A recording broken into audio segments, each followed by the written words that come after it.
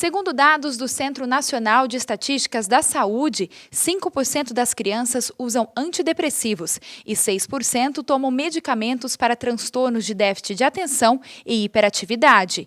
Em Maringá, no Centro de Atenção Psicossocial Infanto-Juvenil, o CAPSI, 90 crianças estão em tratamento e metade delas fazem uso de medicamentos. É alto. Se a gente considerar a questão que o medicamento não é o único tratamento, né? Não é a única estratégia de tratamento que a gente pode oferecer, né? A gente sempre tenta lá no CAPS, como ele é formado por uma equipe multiprofissional, a gente tenta trabalhar de uma forma integrada, né? O médico junto com o psicólogo, o terapeuta ocupacional, o assistente social, o enfermeiro, fazendo todo um trabalho em conjunto, né? Então, alguns pacientes, eles iniciam um tratamento já com a medicação.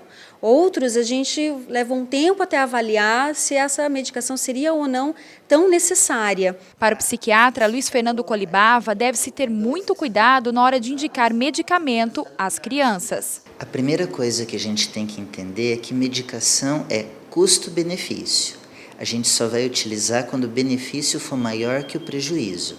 Então, é correto, sim, se a gente considerar o diagnóstico da criança, né? Se a doença está trazendo prejuízos, né, em termos acadêmicos, em termos sociais, a medicação faz parte do tratamento, mas não é o tratamento integral. Segundo o especialista, nestes casos é imprescindível o acompanhamento psicológico.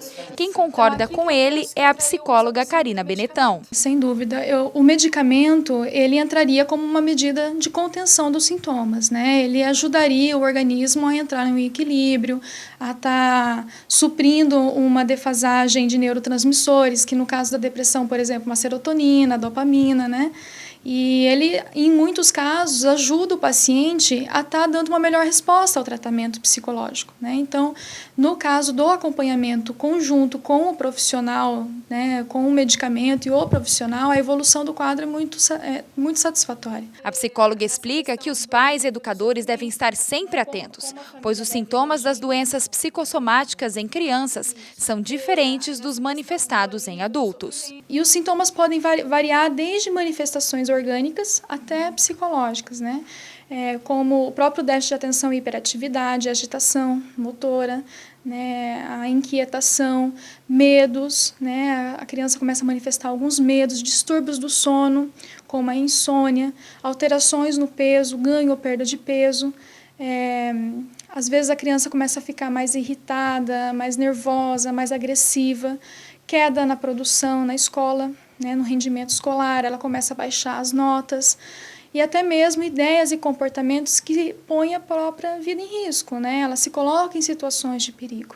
Então, isso são alguns sintomas que, como pode ver, são, né, variados, né, complexos e que precisam de uma avaliação mais detalhada. E quem estava de olho no filho era a dona Regina.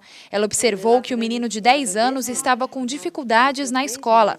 Hoje, a mãe conta que o filho toma remédio controlado e tem acompanhamento psicológico. Mas ele toma só um calmantinho para dormir. Mas eu notei que ele melhorou muito. O comportamento dele, ele é meio bravo com os sobrinhos, mas ele melhorou muito. A psicóloga ressalva que em muitos casos não é só a criança que precisa ser tratada, mas também a família. A família ela precisa ter um suporte, a família ela precisa ser acolhida, compreendida, receber orientação, as angústias, né, que são decorrentes da situação familiar, situação problema, ela precisa de um olhar de um profissional que esteja ali junto com a família.